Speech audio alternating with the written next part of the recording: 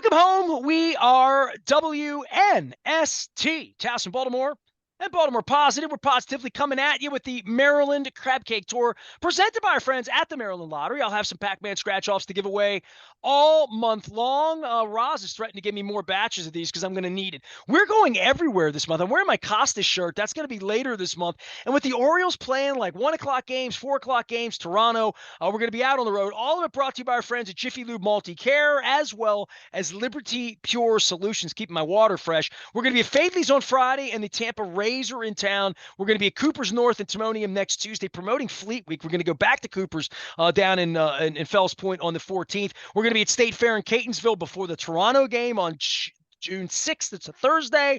We're going to be at Coco's in Lauraville on the 12th.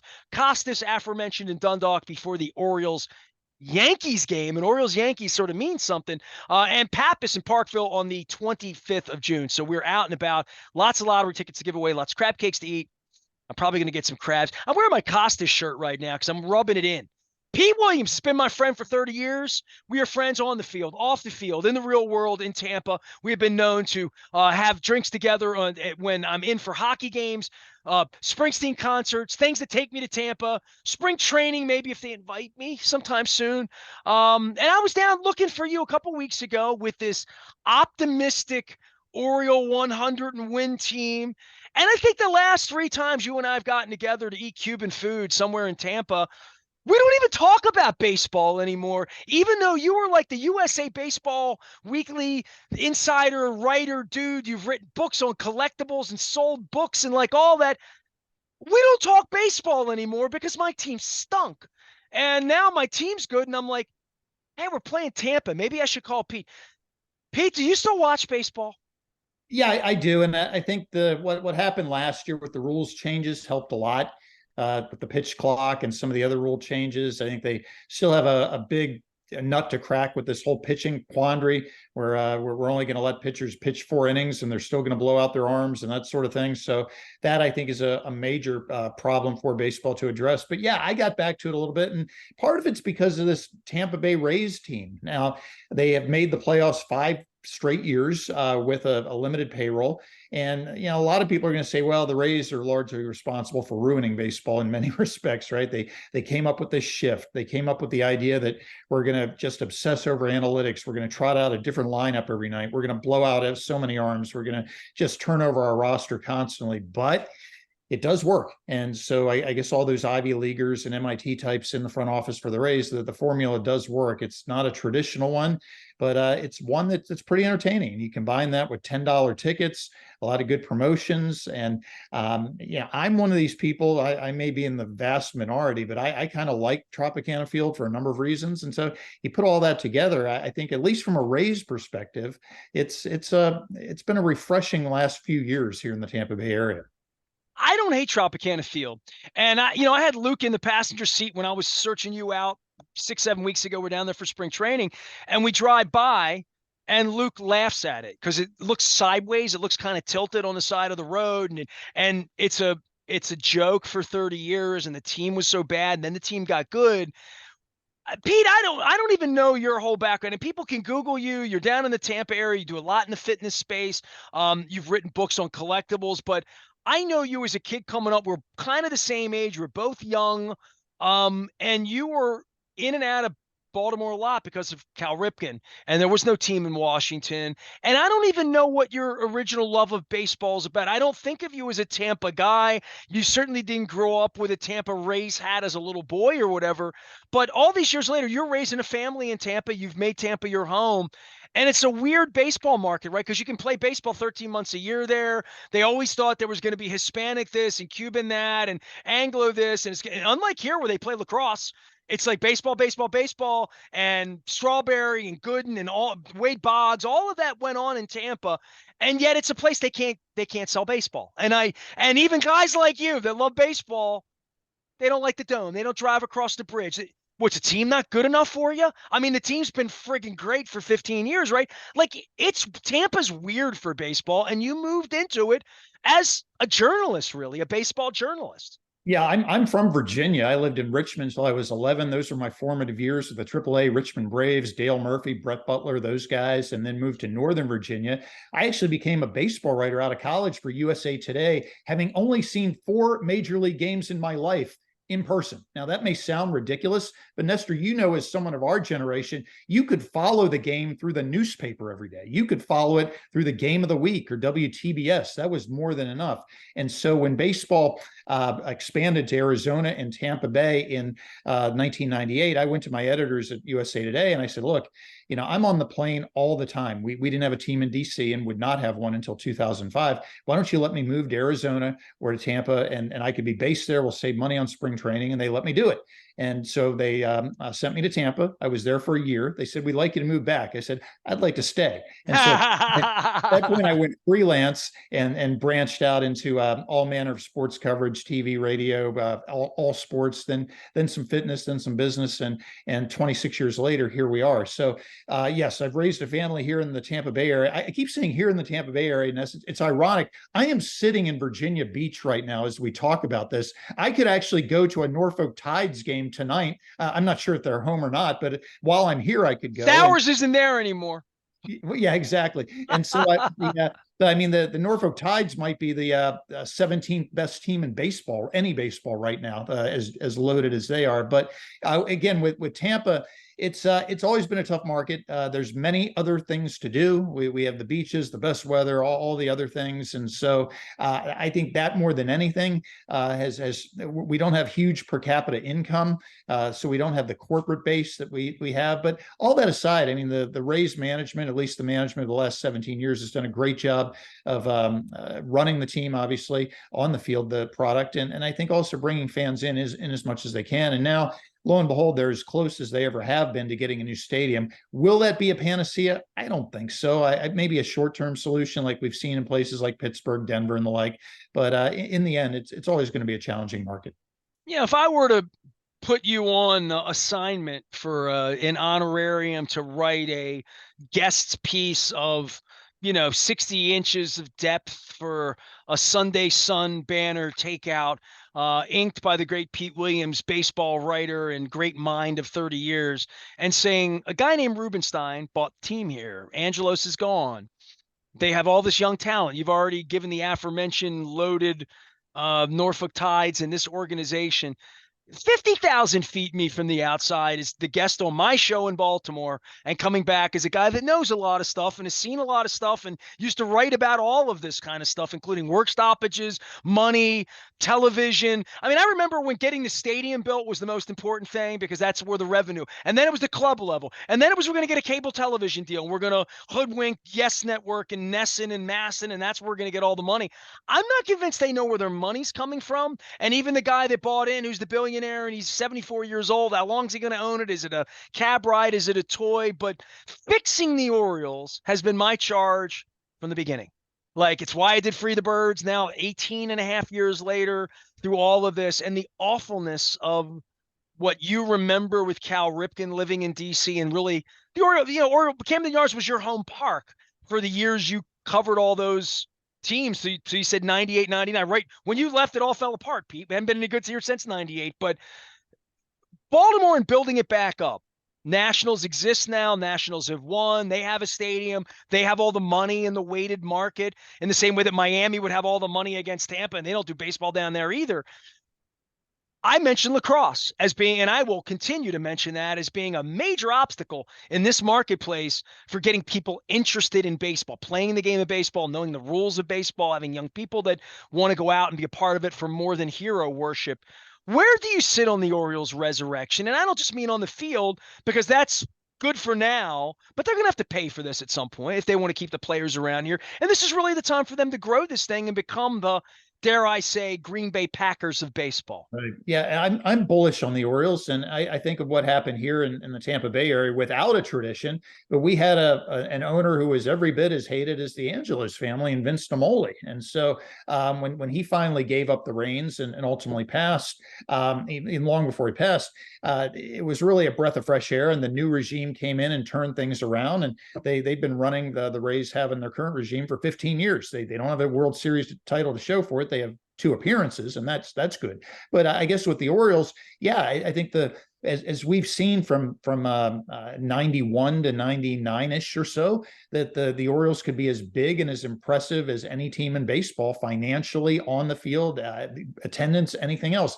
And I think it still can be. I think you're absolutely right. And they do have, oddly enough, even with the Nationals, a regional appeal that they established all those years when there were no Nationals there. And so I think that's good. I think Camden Yards remains Camden Yards. Yes, it needs a facelift, as all 30 some odd year old stadiums do, but it is still the standard bearer, with all respect to San Diego, San Francisco, Pittsburgh, and everything else that's been built. Nobody has replicated the magic you have there with the warehouse and that footprint on the Inner Harbor. So I think all of that are reasons why I am bullish, along with this nucleus, along with, heck, Cal Ripken being involved at whatever level, who knows, but that helps too. So yeah, I think there's so many reasons for optimism in Baltimore right now. Chasing the Yankees again, man, they never go away, and that would speak to the money. That would speak to the here and now part of this, and even you being down in Tampa, that they have found a way to compete in that way. But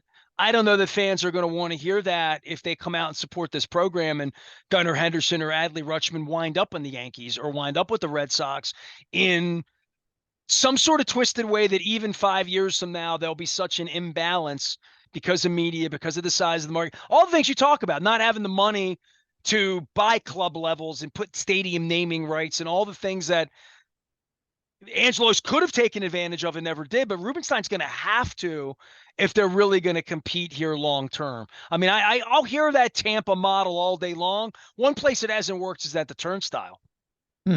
Yeah, and I think first off, before we get to that issue, when we talk about the Yankees, I always find it interesting that they have not won a World Series since George Steinbrenner passed, and the boss is buried not far from where I live. The boss, made his home in the Tampa area for many years, and it was always interesting how he was just a beloved figure here in the Tampa area, just a community citizen and everything. And I bring that up because I just have never thought the Yankees have the edge or the something since the boss has passed, and so they can keep spending money, and they always do, but they just don't seem to have the kick in the butt that they got under George for so many years. And yes, with respect to the turnstile, it's a tough sell, whether you're talking lacrosse, whether you're talking whatever. And I mean, I see this here in the Tampa Bay area where lacrosse is not big. Kids still play baseball to a big degree. However, that doesn't always translate into support for the major league team, or it does for spring. I mean, spring training is a tourist thing. That's always going to sell out and whatever. But the Rays,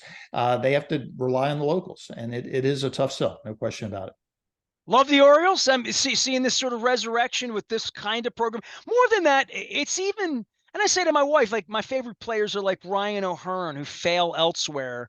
And they've managed to put a system here together to maximize the Rutschmans and the Kerstads and the Kausers, the lottery picks for the years where they lost 115 games, that they get something out of that on the backside. But Henderson was a sandwich pick.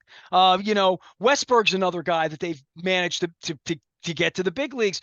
They've really built something formidable here in taking advantage of the analytics and having players with a growth mindset here, that there's an Astro Ball 2 thing happening here from a journalism standpoint, for the stuff you like to write about and that sort of forward-thinking thing from a fan's perspective. There's something really unique going on here with this Orioles program that writers are going to want to write about. Oh, no question. Look, it's become unusual to build a baseball team through the draft. It doesn't really happen anymore. I mean, look, for all the accolades the Rays get, rightly so, they haven't nailed a draft pick since Evan Longoria and David Price, and we're going back 15, 16 years ago. Now, they have absolutely nailed every trade, every scrap heap acquisition, whatever. They are the kings of that. But when you look at what the Orioles have done, yeah, that's awesome. They have nailed their draft picks. They've nailed draft picks later in the draft. They've and added to the scrap heap with them. There's no huge free agents here. I mean, Craig Kimbrell's not going to qualify as a huge free agent. It's a one-year deal. So you look at what the Orioles have done, and it's really dare I say, traditional old school way of assembling a roster. And if you can keep that churn going with trading stars ahead of time to replenish your farm system, then you could have some legs to this. It could go on for 8 to 10 years, but yeah, they are going to have to pony up eventually for free agents, whether it's their own or someone else's. All right, Pete Williams is our guest. He was the longtime columnist at Baseball Weekly, USA Baseball Weekly, and USA Today. Wrote thousands of pieces on baseball, is a true baseball historian and a fitness guru and an author and my friend in the real world and all that good stuff. You and I haven't gotten together, I don't think, since like maybe Springsteen about a year and a half ago. We were like really sat and had a couple of drinks. We were talking. And at that point, the Orioles hadn't become the Orioles yet. Rutschman was up. And so we probably didn't spend 2 minutes talking about baseball. We were probably talking real life and your wife and my wife and battles and all of this stuff and real life stuff with kids and concerts and whatnot. But you are a collectible guru. And I know we've talked about this because when your book came out, you came on the show for an hour or whatever, and you were a little shocked that I collected a lot of baseball cards as a kid. I was the kid in the neighborhood who had a giant, I have a picture of my father. I featured it in the 25th anniversary video of the baseball card cabinet I had. I had a giant, like it was meant for punch cards for a computer. It was a giant file cabinet. It weighed 1,000 pounds and had all my baseball cards year by year in it. All the kids came to my house to buy cards. If I would have known those George Brett rookies were going to be selling for $3,000 a piece, dude. So the baseball resurrection, my last name's Aparicio, that remains. So I have that as always a part of me. Pete, I collected every Aparicio card in the early 80s when I was a kid. Before I was 17 years old, I had every Aparicio you could think of, other than a couple of weird things you couldn't find at shows and stuff like that. Then he went in the Hall of Fame in 84. And I had his last jersey that Ted Patterson had from the Red Sox in 73. So I had some collectibles, and some of it I got rid of and auctioned off. Just wanted to get rid of it. I didn't want to have a moth eat Louis Aparicio's jersey that was autographed in my closet. But Louis signed everything on a trip here on the 20th anniversary of the 66 team. So 1986, some of it's dated 80s, it was June of 86. So he signed every card in my collection, and I had it all. Had it all in a manila envelope, and I hadn't seen it in, I'll be married 20 years last year. I hadn't seen it in 18 or 19 years. And a lot of things disappeared around my radio station. I had some guys with loose fingers through the years. Things disappeared.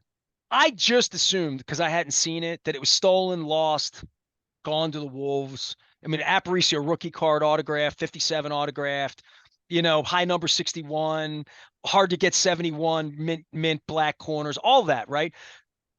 I found it. I found the envelope when I moved 2 years ago-ish. 2 years ago, March-ish. I found it all of it pristine, the Heartland statue, everything. I found it all. So it got me going, and then the baseball team got going, and this is what happens with old fuddy-duddy farts like you and me. I found eBay, and I found these Pacifica belt buckles, the Rockstar belt buckles, and I'm like, I wonder what the old Houston Oilers stuff that I love to collect look like. And then I went into the Aparicio card collection, and I buffed up my 71 Kellogg's, and I found the 70 Kellogg's in still the wrapper, where you could see through it. And then I started finding a 58 All-Star cellophane Christmas pack. And then, dude, then the jersey started to happen. So I need to show you. So the Orioles started winning last year. And this jersey was available on the internet. Now you can see this is a 76, 78 Flanagan, Tippy, Stanhouse, 79 Oriole jersey. But it was an Aparicio jersey that was a medium, that's old school, that's not made in China last week for me. This is it's polyester, dude. It sweats like a pig. And I bought it for $80 on the internet, and it was the proudest possession of my life. So this is where collections, and I want to get you into collecting, because then I had to have the 70 Aparicio with the 100th anniversary throwback that's on the night. It's a 69 jersey, and I had to get it. So I got the fever, Pete. I got the fever of collecting. What is it that makes people like you and me want this stuff? Yeah, and I have been moving lately, so I've had not something that dramatic, but I am stumbling across stuff that I had forgotten about or thought was long gone. Or I wonder how much I could get on eBay for that. yeah, exactly. So, but yeah, there is. I think you certainly you reach a point of middle age where I think these things starting to become more meaningful to you. And I think if you look at the heyday of collecting, when things blew up in for the first time in the early 1980s, it was surrounding 1952 Mickey Mantle rookie cards. And the reason they blew up at that time is because guys in 1982 who were paying all this money for Mantle rookie cards were kids in 1952. And so now you and I are kind of looking at that same 30-ish year gap, right, if you will, and then we're suddenly feeling nostalgic again for these kind of things. For you, it's something with a deep familial connection. For the rest of us, something maybe that we only have the connection of watching it as a kid. So I think there is this kind of second I wave. feel that way about my Tony Gwynn jersey Yeah, and absolutely. a George Brett powder blue 5 Royal, like a I, 1980. I'd be all about where, like, so there is something about that. And the kids today don't have that. I mean, the Orioles no, are wearing pink today, blue tomorrow, marine this. We're going to have a black hat. We're going to have an orange hat. We're going to have see-through. We're going to, like, yes. they don't, they associate differently to sports than you and I did. I think when teams are wearing 8, 10, 20 different uniforms a year, um, and you can turn on an NBA game these days and not even know who's playing. I mean, the Milwaukee Bucks are wearing blue. Which team is the home team? Because you never know anymore that the home team doesn't wear white anymore in the NBA or Major League Baseball for that Or matter. hockey, by the Or way. hockey. Yeah, at least the NFL is being generally consistent, I think. Except when they put on those color rush and everybody looks like they're mustard versus ketchup.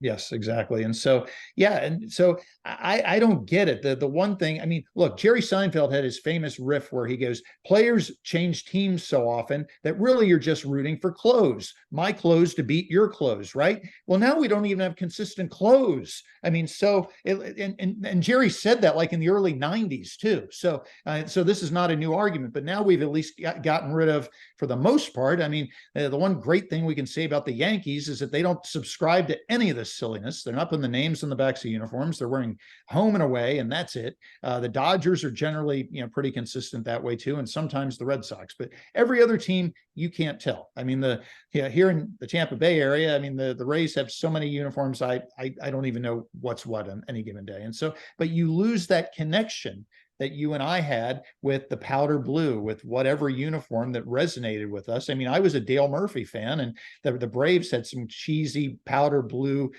uniforms of the early 80s, but we associate them with winning because the Braves didn't win that much back then.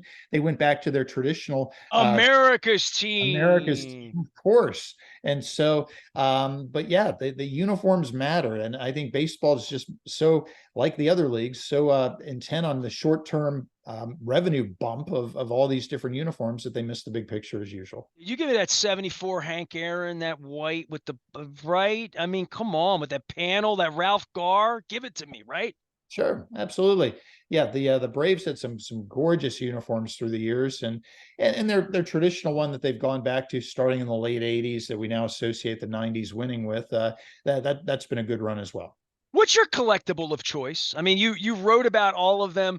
Like for me, it's really weird. Like I got the Aparicio Milk Duds card, and I thought that's kind of cool and fun.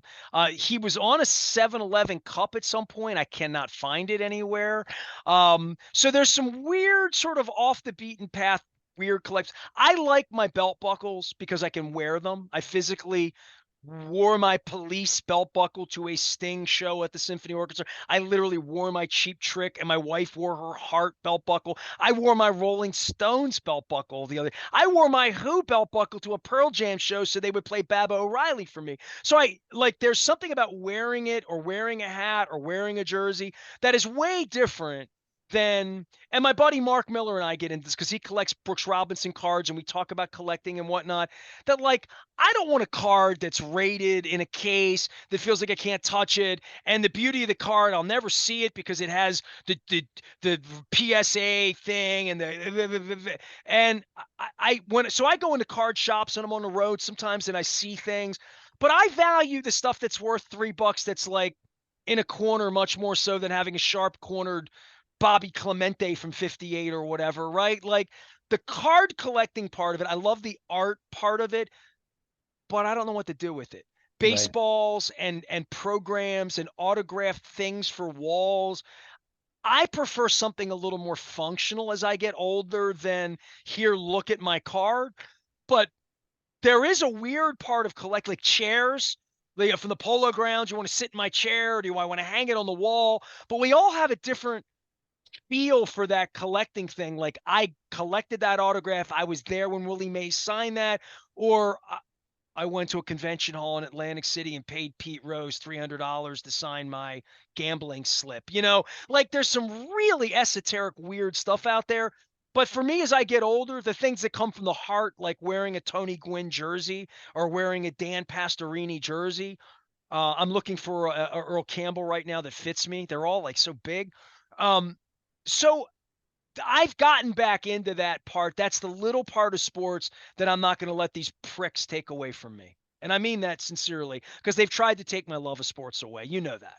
Sure. There are two things out of that, Nestor. I think the first off, yes, I have my Dale Murphy game used jersey, and so I do wear that to games occasionally. And I'm always intrigued by the guys who come up to me and who know it's a gamer because you have to know the patch or the tags, right? And so there are a few that will So always. if you're getting smaller, it's big on you then, huh? Oh yeah, it's huge. Hangs off you. Yeah, yeah, yeah. And Okay. Murph's 6'4", 200 in his prime. I'm not, I'm 5'10". So yeah, it does hang off me. And then secondly, one thing I've been meaning to bring up, because I think you were entirely ahead of your time. Okay.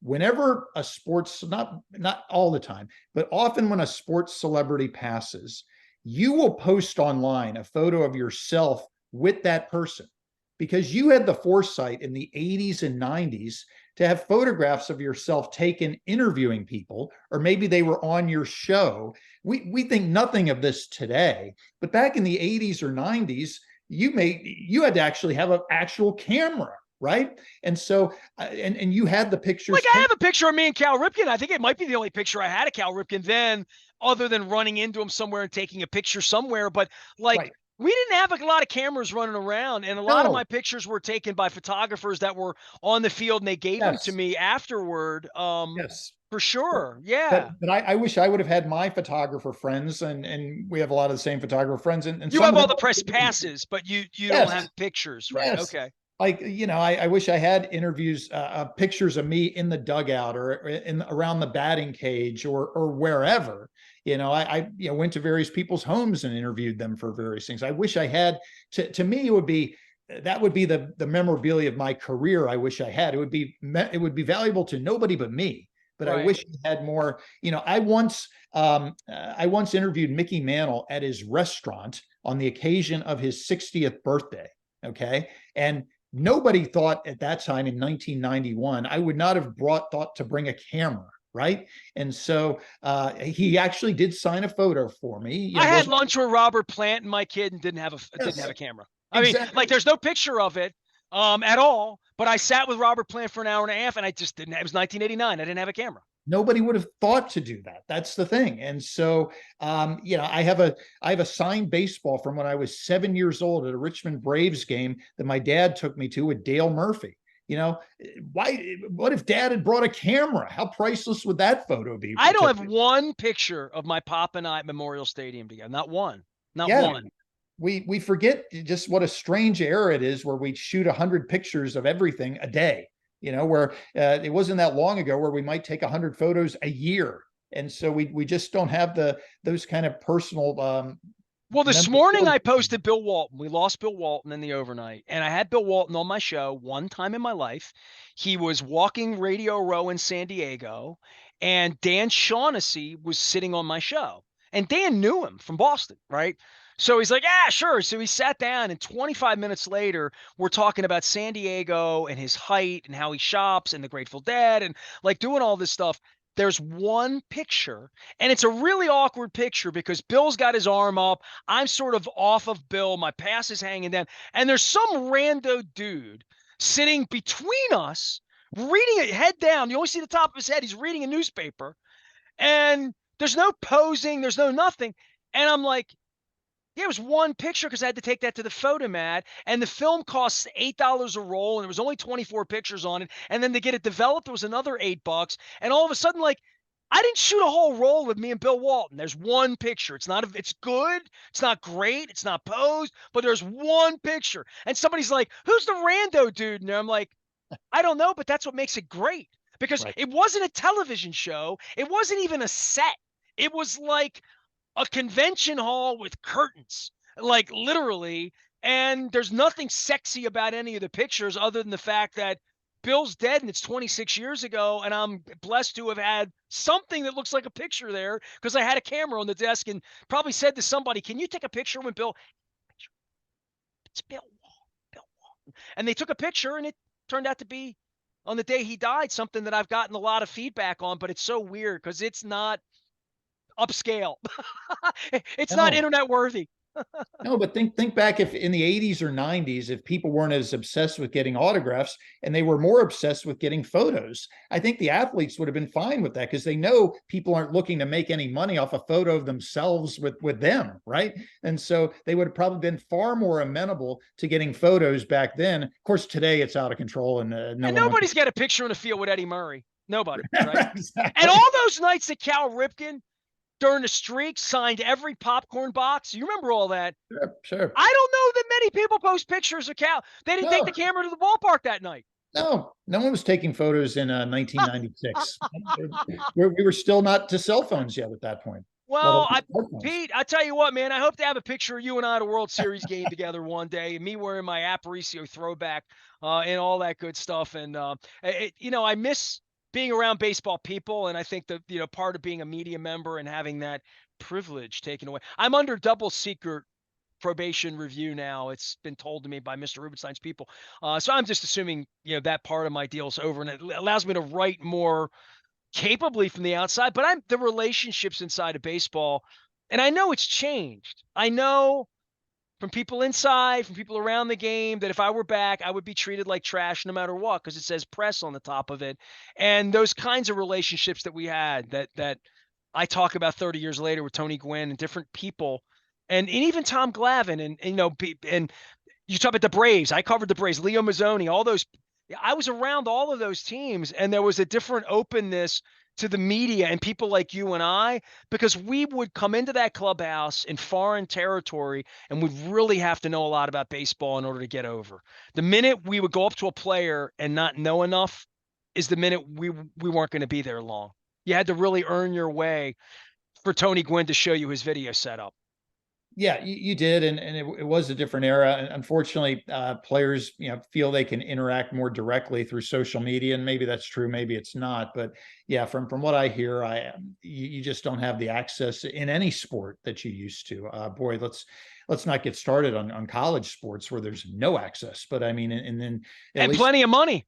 and plenty of money. Yeah, they're pros now. You'd think they'd be more accessible. But in the professional ranks, the access, I used to say, I mean, nobody was more accessible to the public and the media, I should say, than the 1990s baseball player. Nobody, not the president of the United States. I mean, think about it. We used to get in there 3.5 hours before the game every day, and we could be there after the game every Dude, day. covering the Orioles, I knew players everywhere in the league because I made a point to introduce myself to Kirby Puckett and Jose Canseco and George Brett. And I keep relationships with Jeff Montgomery and Brian McCray. I mean, these players that never played here, they played elsewhere, and I got to know them because they were amenable in a city to meet a long-haired, youngish reporter who loved baseball as much as they did and ask questions about what do you do with that bone on the bat? What is how do you warm up? Tony, tell me about video. And it's amazing how much of the science that we saw. And there's a fellow named John Miller, not that John Miller, doing a book on Earl Weaver. And he's talking about analytics and the modern mind of baseball coming from video and analytics and putting statistics and video together and probability together. And voila, you get Sig Mejdal and Mike Elias, right? Yeah. Absolutely. And so when you look at that period, and again, another reason I've loved Tropicana Field is that when teams came into the Trop, now we're going early 90s, late 90s, early 2000s, yeah, there weren't, I was really the only national writer based there. So I had the whole room to myself, and the Rays were so terrible back then, and players were in a good mood because they're in Tampa. They're they might have had some fun the night before when they got into Tampa. And so they're staying in a lovely hotel in St. Pete. They're coming in. They know they're going to win 3 or 4 from the Rays. So, guys were always in a good mood when they came into that visiting Rays clubhouse. And so, yeah, but it's a different time now. And I think now more than ever, it's just more challenging. And I'm glad I don't have to do it on a day-to-day basis. Where have you gone, Rick Vaughn? That's what I'm going to say right there. Throw me heater, Ricky. Pete Williams is our guest. He is a former and reformed USA Today baseball writer and USA Baseball Weekly. Reformed enough to continue a friendship with me 30 years later. He is down in the Tampa area. What are you doing? You don't do any more collectible. I break all this collectible stuff out for naught. You're not doing that. You're not covering baseball, though you seem pretty involved with this Tampa team that's coming to Baltimore this weekend. We're going to be at Faithley's giving out these Maryland lottery tickets. Are you doing fitness ball? What are you doing? Because, I mean, I know you in the real world. You're like a real fitness guru, and you've taken that on, and reformed baseball writer. You're probably better off writing about health, Pete. Yeah, I like to think so. So yeah, a segue. Oh, about 20 years ago, I made was more into the fitness space. I'd been writing about it as far back as the late 90s with Baseball Weekly, but then I met a prominent trainer by the name of Mark Verstegen. He started a company called Exos. He was best known early on for training Nomar Garciaparra and training guys for the NFL Combine, which he still does. But he's built that into a 5,000 employee worldwide empire that trains a lot of Fortune 100 wellness facilities and that sort of thing. And so Mark and I wrote 6 books together, most notably Core Performance, which was a fitness bestseller. So that did really well, and that led to some other fitness works for me as well with other authors and co-authors. And I picked up some training credentials myself, and then I got involved in triathlon and endurance sports, and have written extensively for Men's Health, Men's Journal, Men's Fitness, Muscle and Fitness, all of those fitness publications as well. So still a pivot, if you will. It's still in the same space, but a little bit of a different tech. But also, you don't have curmudgeonly billionaire baseball people when you go to somebody and say, teach me how to live better, teach me how to be healthier. And I know you to be a student of life in general. What would you say to our audience if you want to give them a little pick me up for the summertime? What's your best advice? I always tell people my best advice is oatmeal and fresh fruit in the morning. Get your day off to a good start. Good solid foundation. When I lost weight back in 06, I've kept my weight off 18 years. I lost 30 pounds in the summer of 06, kept it off. And it's the power of movement. Like I walked 40,000 steps through New York City this weekend, but I'm not a runner. I've had knee surgery. My knee hurts a little bit today from walking so much. As we get older, as you've gotten older, what's your advice? I think the movement, whatever that may be, I have been moving lately. Actually, after 25 years, my wife and I downsized, and so the moving of stuff, the moving of possessions, the moving of the cleaning, and there is no better workout than yard work or housework. I mean, you move your body in all 3 planes of motion. You're squatting, you're lifting, you're whatever. So on days that you're working in the yard or in the house, don't worry about hitting the gym. You will be more than adequately trained for those days. And so I've been on a run this not literally a run, but a run of housework and yard work lately, it seems, in recent weeks. And so yeah, just keep moving, whatever it is. I'm no longer the triathlete and distance runner I once was, but I can still swim, I can still do paddling, I can still go for walks, I can still do yoga. Whatever that is, don't let yourself get bored, don't let yourself get into routines. Yeah, my friends at Planet Fitness, whenever we bring them on, we talk about movement and just getting out. And the thing that they talk so much about there is just doing real life stuff, just being in the kind of shape where you can walk around New York and get on and off a subway and get up and down steps at a Rolling Stone show when you're 55 and seeing other people there that couldn't. Believe me, at a Rolling Stone show, and knowing that, I'll be 65, 75, 85 soon. And seeing Mick at 80, dude, it's like, all things are possible. And you live in a part of the world where people are a little more fit because you can be outside 12 months a year. That yoga part that you talked about with me, that's been a real lifesaver for me. And I think when I was with you a year and a half ago, my back was a little screwy at the time, even sitting at the bar versus standing at the bar. Just finding things that are falling apart, finding strengthening activities that don't quit on it. Make sure you're staying stronger every day. Yeah, and so there's always a tendency as we get older, or 10 years ago, I was in a car accident, and I was convinced because doctors told me, well, this is your new normal. I'm like, no, I don't accept that. I was 44 at the time. That can't be. I wasn't paralyzed, and even then, that's not accepted by a lot of people who've been down that road. And so I said, no, I'm going to pursue every means of movement possible to remedy this situation. And people in far worse accidents than what I had made it back and beyond to those sorts of things. So don't accept whatever lot of life you're in, whether it's from age or accident or anything else. I think you can find a way through movement to cure what ails you.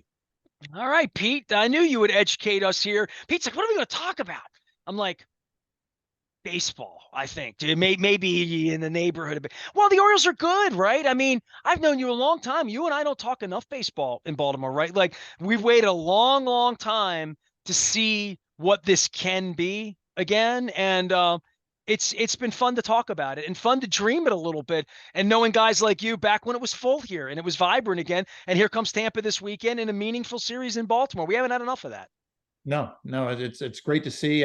For so long, Baltimore and Tampa Bay were bringing in the rear of the American League East, right? You could count on some combination of New York, Boston, and then Toronto in the middle, and then Baltimore and Tampa Bay battling it out for fourth. So it's really nice to see that turned on end as it was last year.